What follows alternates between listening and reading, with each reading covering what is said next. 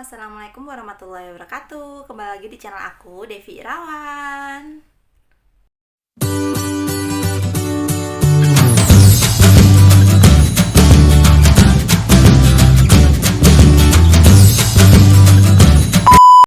Halo teman-teman, kembali lagi di channel YouTube aku. Nah, pada kesempatan kali ini aku mau ngebahas dan sharing soal tips promil anak laki-laki supaya berhasil gitu. Sebelum kita mulai videonya, seperti biasa aku ucapin dulu banyak terima kasih buat semua teman-teman yang udah mendukung channel YouTube aku, yang udah subscribe channel YouTube aku, dan buat semua teman-teman yang belum subscribe, jangan lupa buat subscribe dulu channel YouTube aku dan juga follow Instagram aku, oke?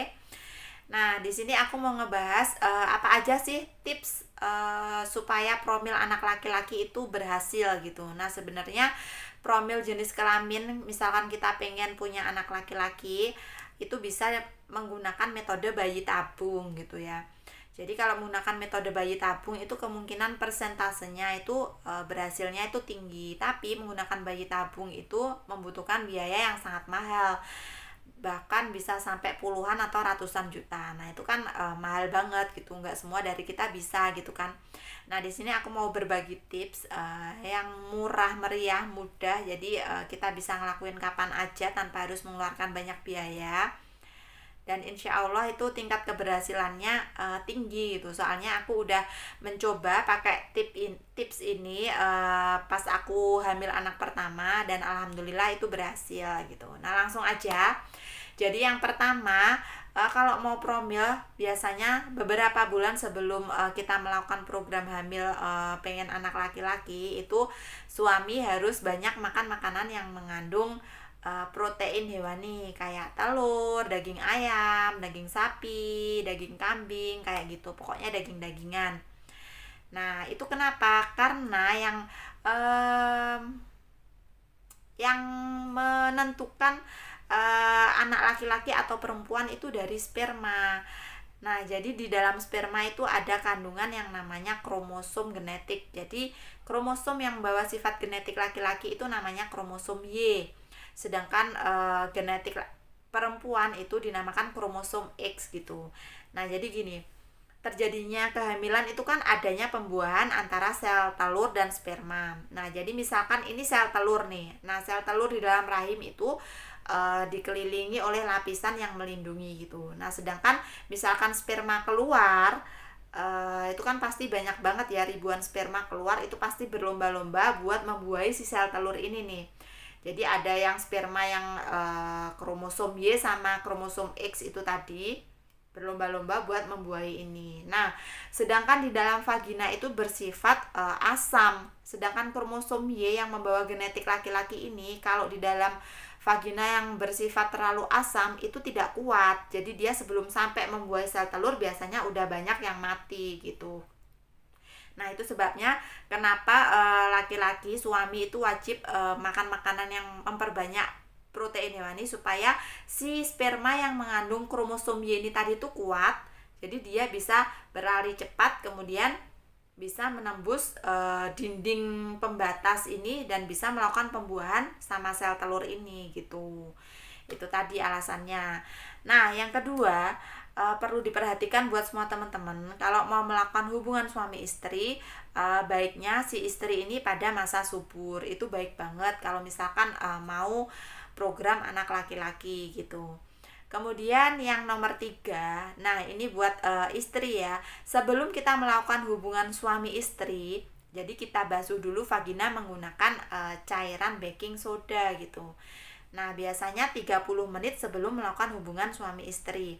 Jadi caranya gimana? Kita siapkan 1 gelas air mineral, kemudian kita tambahkan setengah sendok baking soda, terus diaduk gitu ya. Terus kita buat cebok di vagina. Jadi ceboknya dari arah depan ke belakang gitu. Kita tunggu dulu sampai 30 menit baru kita melakukan hubungan suami istri. Kenapa? Karena kita melakukan cebok pakai baking soda itu tujuannya supaya sifat vagina yang pH-nya asam itu tadi bisa menjadi basah. Jadi sel sperma yang masuk itu tadi tidak terganggu karena pH yang asam di vagina itu tadi kan bisa mematikan banyak sperma yang mengandung kromosom Y. Nah, kalau vagina bersifat basah, jadi kromosom Y spermanya itu tadi bisa bertahan dan bisa membuahi dengan cepat dan bertahan gitu maksudnya. Nah, yang terakhir nih ya, yang nomor 4 ini yang perlu banget uh, di apa ya namanya, yang perlu banget diingat-ingat buat teman-teman yang mau promil anak laki-laki. Jadi waktu kita melakukan hubungan suami istri itu pastikan istri itu orgasme terlebih dahulu, baru sperma ejakulasi. Nah jadi kalau kita melakukan hubungan suami istri, kan kita mau promil nih, pengen anak laki-laki. Nah itu istrinya harus orgasme dulu. Jadi si istri orgasme, baru sperma dikeluarin di dalam gitu. Itu biasanya tingkat keberhasilannya tinggi gitu, karena aku udah nyoba dan alhamdulillah itu berhasil gitu. Tapi kembali lagi gitu ya teman-teman, di sini misalkan teman-teman udah berusaha, udah pengen promil anak laki-laki, udah nyobain tips dari aku, nyobain tips-tips lain, tapi belum berhasil, nggak apa-apa. Karena apa? Karena mau kita diberi anak perempuan ataupun laki-laki, itu tuh rezeki, itu tuh anugerah dari Allah. Jadi kita harus terima, kita harus syukuri apapun itu, yang penting sehat gitu kan. Kalau misalkan kita udah nyoba nih pengen anak laki-laki, ternyata dikasihnya perempuan, ya nggak apa-apa, kita harus syukurin.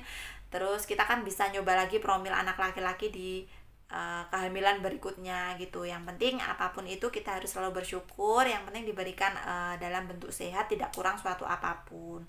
Karena kadang kita udah nyoba kan, namanya resiko kegagalan itu kan beda-beda gitu ya. Yang penting jangan lupa juga diimbangi dengan berdoa begitu. Nah, mungkin sekian tips dari aku untuk promil anak laki-laki supaya berhasil. Aku akhiri video aku kali ini, semoga bermanfaat. Terus aku juga doain semoga teman-teman semua yang lagi promil pengen anak laki-laki, semoga dikabulkan, semoga berhasil. Terus buat semua teman-teman juga yang belum hamil, semoga aku doakan semoga bisa cepat hamil dan dikaruniai momongan yang sehat tanpa kurang suatu apapun.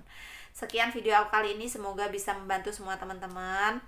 Terus kemudian jika ada pertanyaan, saran atau apapun, bisa komentar aja di kolom komentar aku, insya Allah bakalan aku balas. Oke, sampai jumpa di video aku selanjutnya, semoga bermanfaat. Oke, assalamualaikum warahmatullahi wabarakatuh, dadah.